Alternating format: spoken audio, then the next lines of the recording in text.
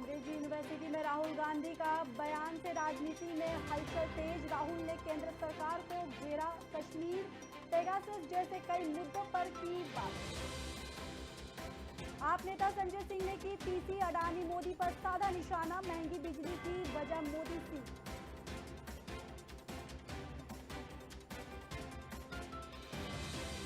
सोनिया गांधी की हुई तबियत खराब, दिल्ली के सर गंगाराम अस्पताल में भर्ती, डॉक्टरों की निगरानी में।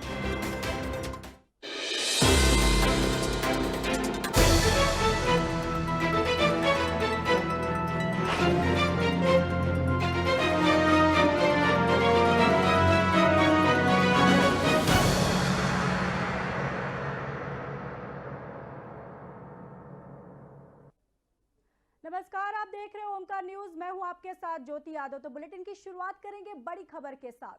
टूरिज्म का केंद्र बन रहे गांव, पीएम नरेंद्र मोदी ने विकासशील पर्यटन पर बजट के बाद वेबिनार को संबोधित किया। इस दौरान उन्होंने पर्यटन का जिक्र किया और साथ ही कहा कि हमारे गांव भी टूरिज्म का केंद्र बन रहे। और क्या बोले पीएम, आइए सुनाते हैं आपको।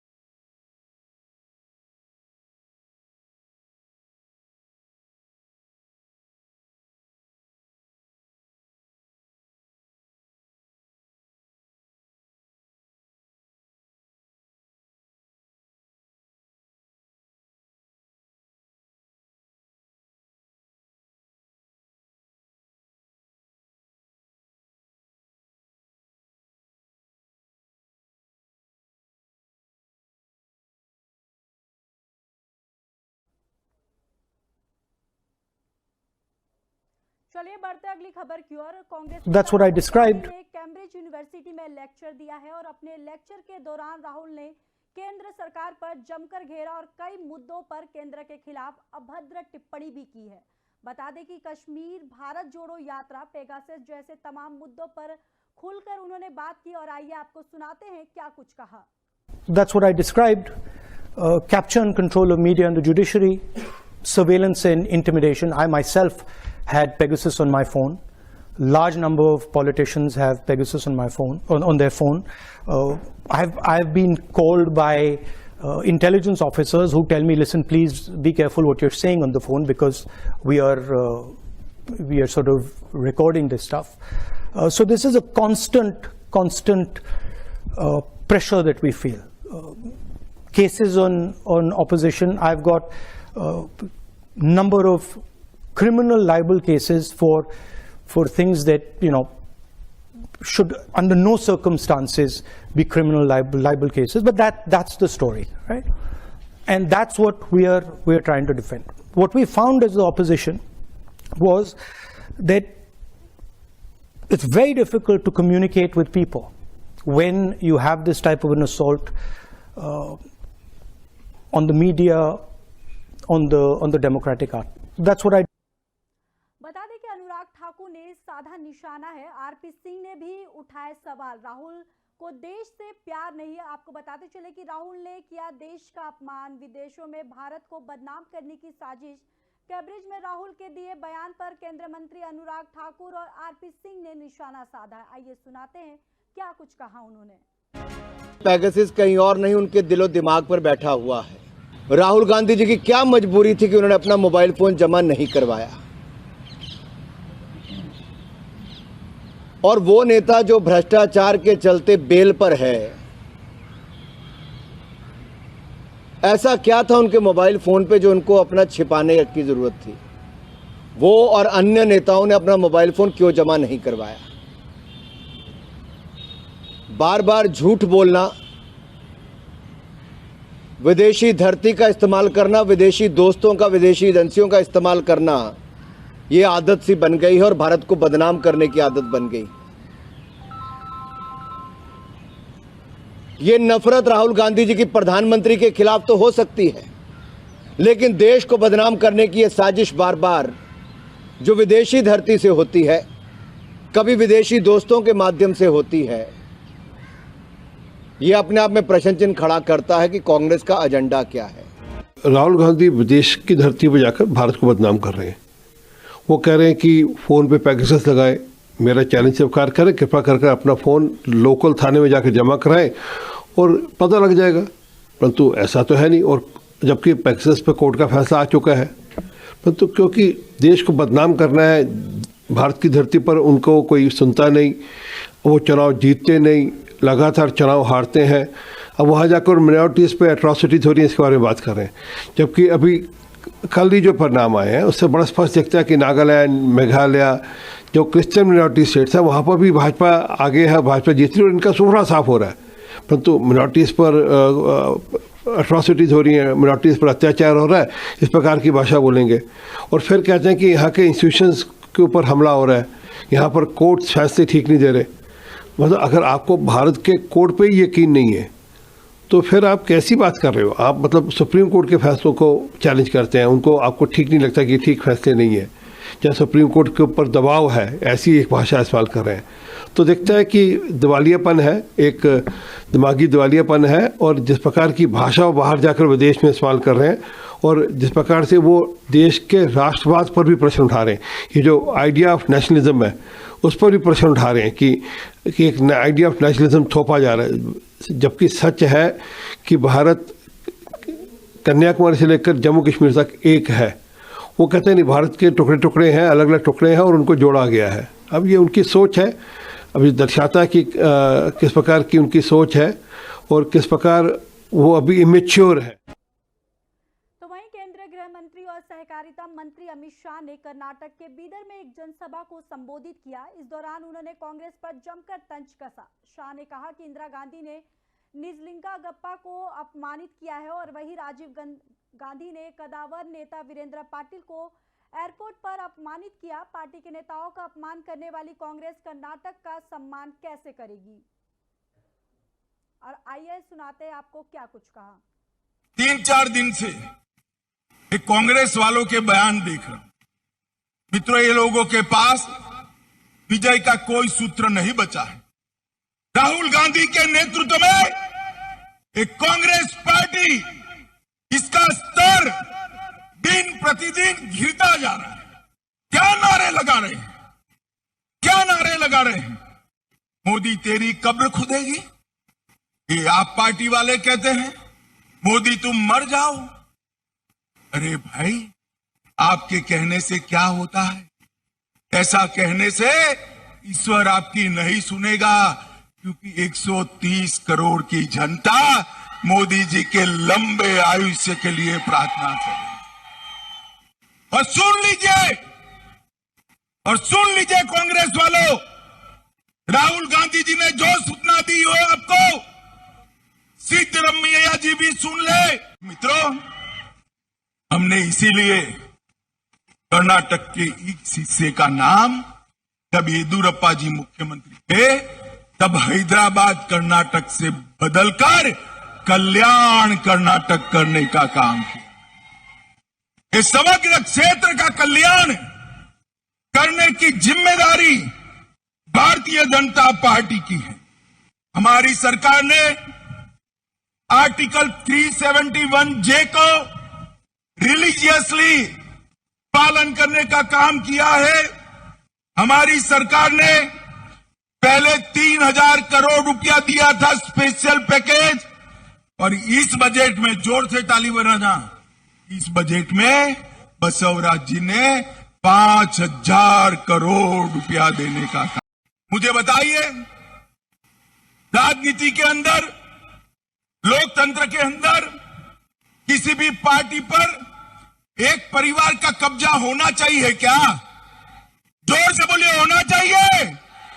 तो जेडीएस और कांग्रेस दोनों परिवारवादी पार्टियां हैं, वो कभी कर्नाटक का कल्याण नहीं कर सकती। और मित्रों, ये जेडीएस को तो जो 25-30 सीटें मिलती है ना, लेकर सीधा कांग्रेस की गोदी में बैठ जाते हैं। आपका वोट वेस्ट जाता है, वेस्ट जाता है।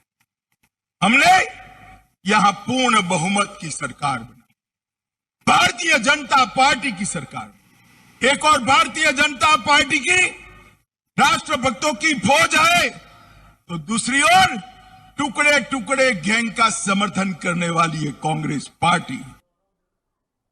तो चलिए बढ़ते अगली खबर की ओर। आप नेता संजय सिंह ने बीजेपी पर जमकर निशाना साधा। सिंह ने पीसी कर कहा कि अडानी के घोटाले की नेटफ्लिक्स सीरीज है जो 2 ही पात्र हैं, मोदी जी और अडानी। 1 लाख करोड़ के स्कैम पर सीबीआई और सीएजी को चिट्ठी लिखूंगा। देश के करोड़ों लोगों से हाथ जोड़कर कहना चाहता हूं कि भारत माता के पास अपार संपत्ति और महंगी बिजली की वजह से मोदी जी का भ्रष्टाचार भी है। और भी क्या कुछ उन्होंने कहा, आइए सुनाते हैं। तो ये 1 लाख करोड़ रुपए का जो घोटाला हुआ है, इसके लिए मैं सीबीआई को भी चिट्ठी लिखूंगा, सीएजी को भी चिट्ठी लिखूंगा। और ये अडानी जी के घोटाले की पहली शुरुआत है, पहली किस्त है। नेटफ्लिक्स की लंबी सीरीज है, वो समय समय पर आपके बीच में जारी करता रहूंगा। लेकिन इसके 2 ही पात्र हैं, एक है मोदी जी और दूसरे हैं अडानी जी। मैं इस देश के करोड़ों लोगों से हाथ जोड़कर कहना चाहता हूं, भारत माता के पास असीम संपत्ति है, असीम संपदा है, संसाधन है। आपको सस्ते में बिजली मिल सकती है, पानी मिल सकता है, शिक्षा मिल सकती है, स्वास्थ्य मिल सकता है।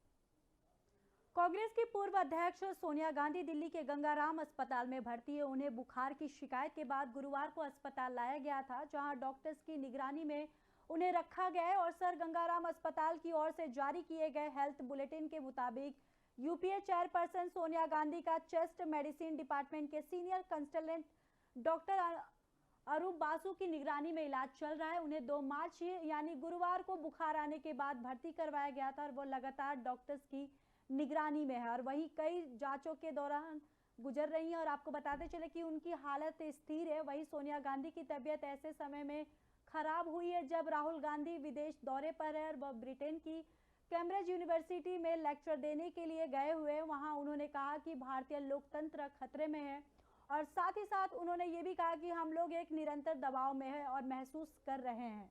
वही विपक्षी नेताओं पर केस किए जा रहे हैं और मेरे ऊपर कई केस किए गए। ऐसे मामलों में केस किए जाते हैं और जो बनते नहीं है हम अपना बचाव करने की कोशिश कर रहे हैं। इसके साथ ही उन्होंने कहा कि विपक्ष के नेताओं के फोन में पेगासस डाला गया है।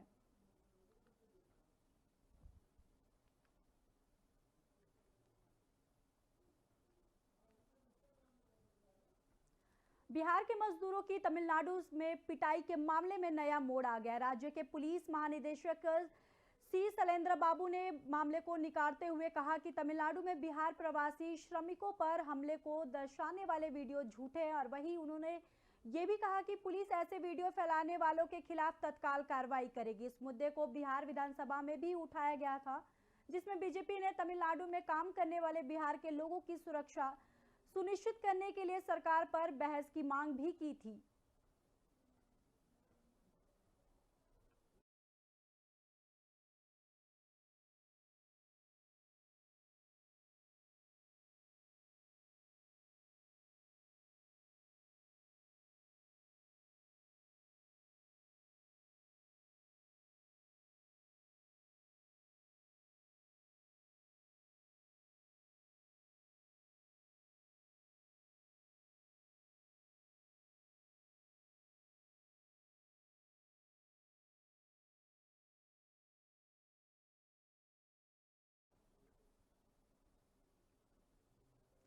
तो वहीं दिल्ली के सीएम और मेयर शैली ओबरॉय कूड़े के पहाड़ को देखने पहुंचे। इस दौरान उन्होंने कहा कि 26 साल पहले ओखला लैंडफिल साइट बननी शुरू हुई थी और यहां पर 40 लाख मैट्रिक टन कूड़ा है और अगले साल मई तक कूड़े के पहाड़ को साफ करने का भी टारगेट है और कोशिश की जा रही है। बताते चले कि दिसंबर तक इसे साफ कर दिया जाएगा। कूड़ा साफ होने पर यहाँ कैंप डी ब्रिक प्लांट और बायो मेंटेनेंस भी प्लांट लगाए जाएंगे और क्या कुछ कहा उन्होंने, आइए सुनाते हैं। अभी हम लोग ओखला लैंडफिल साइट पे खड़े हैं।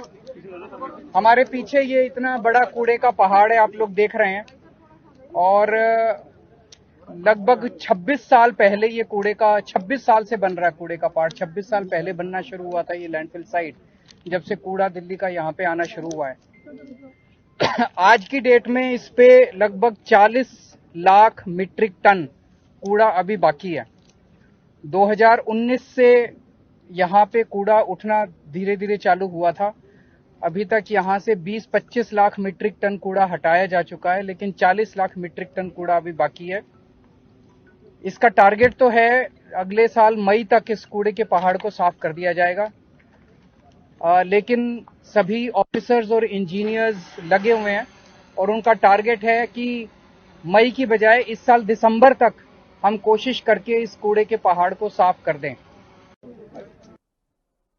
केएसडीएल दफ्तर से हुई गिरफ्तारी। आपको बता दें कि कर्नाटक में लोकायुक्त ने बीजेपी विधायक मदल विरुशप्पा के बेटे प्रशांत कुमार को 40 लाख रुपए घूस लेते गिरफ्तार किया है। वहीं प्रशांत की गिरफ्तारी के बाद पिता के बेंगलुरु स्थित कर्नाटक सॉप एंड डिजिडेंट लिमिटेड से दफ्तर से हुई है ये गिरफ्तारी। वहीं लोकायुक्त ने केएसडीएल दफ्तर और प्रशांत के घर पर छापा मारा था, जहां पर 8 करोड़ कैश बरामद हुआ है। वहीं गिनती करने के बाद अफसरों ने नोटों के बंडल बिस्तर पर रख दिए। वहीं बीजेपी विधायक मदल विरुशप्पा ने केएसडीएल के अध्यक्ष पद से इस्तीफा दे दिया है। उन्होंने कहा कि जिस टेंडर से के मामले में बेटे ने घूस ली है उसमें शामिल नहीं हूं और विरुशप्पा के इस्तीफे से बताते चले कि कर्नाटक के मुख्यमंत्री बसवराज बोम्मई ने कहा था कि लोकायुक्त को दोबारा शुरू करने का मकसद राज्य में भ्रष्टाचार को खत्म करना था। वहीं लोकायुक्त अधिकारियों के मुताबिक प्रशांत कर्नाटक एडमिनिस्ट्रेटिव सर्विस के 2008 के बैच के अधिकारी है। उन्होंने साबुन और अन्य डिटर्जेंट बनाने के लिए कच्चे माल को खरीदने की डील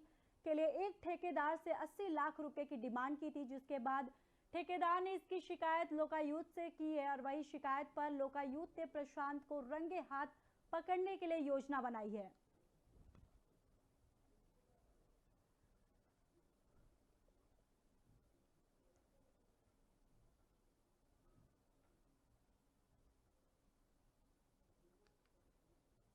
तो वही चीन के साथ सीमा विवाद के बाद भारत के विदेश मंत्री एस जयशंकर ने चीनी विदेश मंत्री किन गांग से दिल्ली में मुलाकात की और ये मुलाकात करीब 45 मिनट तक चली है। इसके बाद चीनी विदेश मंत्री ने कहा कि भारत चीन सीमा मुद्दे को उसके उचित स्थान पर रखना चाहिए और स्थिति को नियंत्रण में रखना चाहिए। और इससे पहले भारत के विदेश मंत्री ने यह भी कहा कि सीमावर्ती क्षेत्रों में अमन चैन बनाने पर ध्यान केंद्रित किया गया है। किन गांग ने बैठक के दौरान भारत के विदेश मंत्री एस जयशंकर से कहा कि हमें द्विपक्षीय संबंधों में सीमा मुद्दे को उचित स्थान पर रखना चाहिए और सामान्य नियंत्रण के लिए सीमा की स्थिति के शुरुआती बदलाव को बढ़ावा देना चाहिए। हमने G20 एजेंडे के बारे में भी बात की और बता दें कि पिछले साल दिसंबर में वांग यी के बाद पद संभालने के बाद किन की ये पहली भारत यात्रा है। साथ ही ये जयशंकर से उनकी पहली मुलाकात भी की और किन ने कहा कि दोनों देशों के नेताओं के बीच महत्वपूर्ण सहमति को लागू करना चाहिए और वही संवाद बनाए रखने के लिए बताते चले कि मतभेदों को सुलझना चाहिए और वही द्विपक्षीय संबंधों से सुधार को जल्द से जल्द बढ़ावा देना चाहिए। फिलहाल खबरों में इतना ही, बाकी खबरों के लिए देखते रहिए ओंकार न्यूज।